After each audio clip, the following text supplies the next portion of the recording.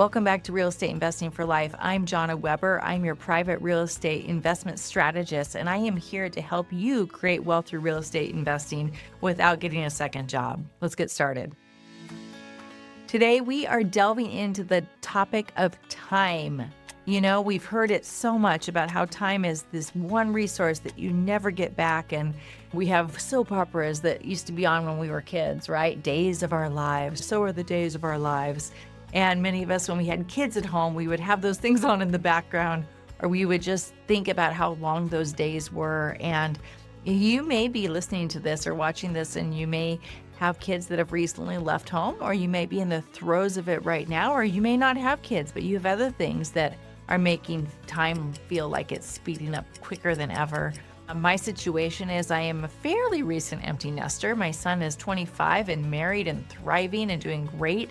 My daughter is 22 and a college graduate and moving into her zone of genius and doing great as well. And all of a sudden, you know what? As much as I'd like to think so, they don't need me on a daily basis. And it's a shift in thinking. And so the value of your time might look a little differently if you're an empty nester than if you are in the throes of raising kiddos at home and have all of the family responsibility plus a busy career in many cases. It looks different for everybody. The one thing that we all have in common is we're not getting more of it.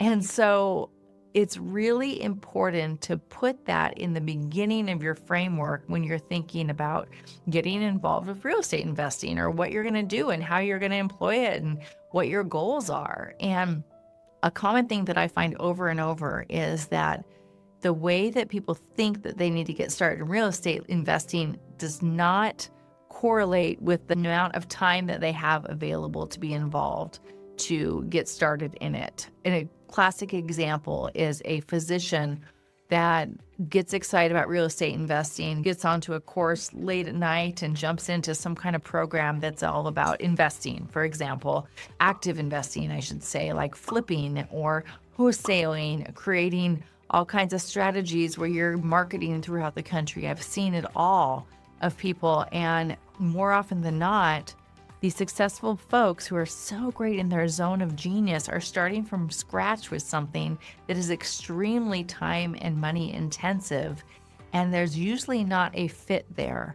So I'm a huge proponent of let's get started at the very beginning and decide what is going to make the sense for my life in order to make this a reality. And if we don't know where we're going, we don't know what vehicle to get there with. So you want to get really, really clear in your goals from the 1, 3, 5 years, even 10 years out on where you want to hit. Someone who's looking to create real estate wealth solely for retirement that might be 20 years down the line because you absolutely love your career is very different than someone who is already just about near retirement but needs to quickly build up some assets.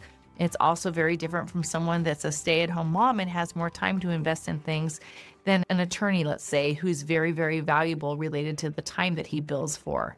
So my urging to you is let's be cognizant with our time. And I see certain mistakes happen over and over again, and some of them are things that I've done as well. And the first thing that I would encourage you to really think about and to calculate is literally the value of your time. Like if you are a business owner or you have a successful salary, what do you bill out at, or what do you take home every month? And divide that by the number of hours, and you're going to figure out what you're worth, right?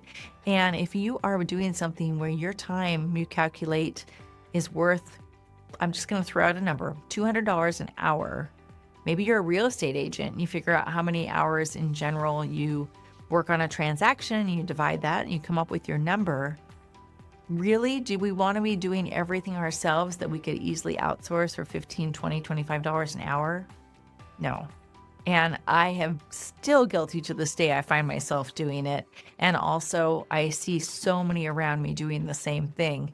An example would be when we got started in real estate investing, not only did we self-manage, but we also did everything ourselves, whether it would be painting the interior of a house, doing all the handyman projects, mowing the lawn on a weekly basis, spreading that bark, doing all of the things ourselves. And if you're a newer investor and you've got a very high paying career or business, keep doing that. Your time is so much better spent doing that and then outsourcing some of the smaller tasks. So that's a key thing that I see a lot of times. And people say they value time, but they don't value it in that department. So guilty myself. So I'm speaking to the choir here. The second really critical thing as it relates to time is to figure out your goals and when you need that money and how much money you need so that you can work backwards, because there's so many vehicles available. For instance, there are great debt funds out there where you might start getting a return on a monthly basis as soon as you put that capital in. Yay, that's awesome. But if you don't need that on a monthly basis or even desire it and you're looking for a long-term play, you might want to look into some vehicles that are a greater return, but a bigger payout down the line, like years in the future. You may just want your money in hard assets with very low time on your part, but letting the power of time carry that property through appreciation over the course of many, many years. And that might be putting money into a hard asset, such as a single family rental property or a commercial property with a triple net lease on it. There's so many options. And that's why it's so important to really narrow in on what your goals are and then find the right vehicles, because people can spend and waste a lot of time chasing the wrong vehicles. That's exactly what I like to do with my 30-minute strategy call. As you notice, I've got a common theme. I'm big on simplicity and I'm big on not wasting your time. This is a time where we can drill down and really figure out what those goals are, what your timeline is, and then we can narrow in what the right vehicle is for you to create that wealth through real estate. Okay, let's jump into the third way that time plays into this real estate journey that you're going on. And that is the time that you are putting into investing into resources and trainings and masterminds and things to learn the art of real estate investing. I have seen it many, many times, and there are some great programs out there and some that are worth their weight in gold and some that are not. And I want you to tread really lightly in this department. An example is I have known a physician that got involved in looking at late night infomercials and deals and things online and jumped into a high ticket course and really started to learn everything that he thought was real estate investing, but it really was fix and flipping and wholesaling, and created this whole active real estate investing business, which if he were to say, oh, I want to get out of practicing in the next 6 months and I'm going to go full bore into real estate and this is what I'm doing, you go for it. But that wasn't the case. Really, when you boiled it down, his best case, his best use of his mind and his money was to keep producing that high income and then funneling that into some real estate assets.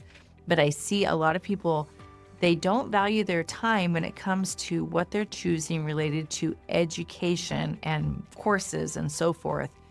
I always suggest that you narrow in first on what your end goal is before you spend that time and money in education. It's just like an educated person that goes to pursue a master's degree or a doctorate.